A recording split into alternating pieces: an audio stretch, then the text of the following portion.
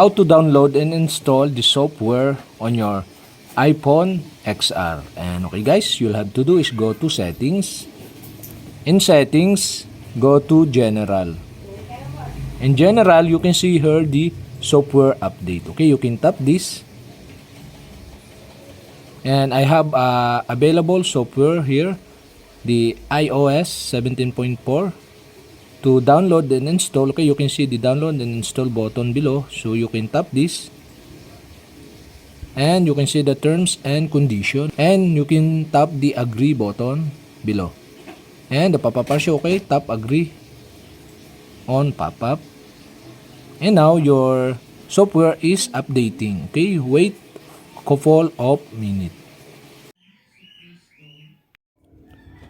Okay, now the software update is complete, and you'll have to do is tap the continue button below.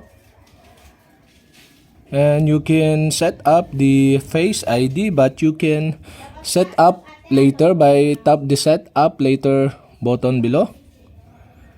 And now you can create an iPhone passcode, but you can cancel it, or you can tap the passcode option, and you can tap the don't use passcode.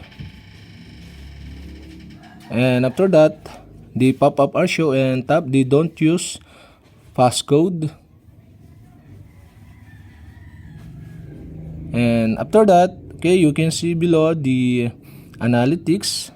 Okay, you can tap the don't share button, and welcome to iPhone. So you swipe up to get started, and that's it. Okay, we have successfully installed the software of your iPhone XR. The new software is iOS 17.4. So iOS is up to date. If you can see, the iOS is up to date, so meaning your iOS software is updated. And that's it. Okay, thank you for watching.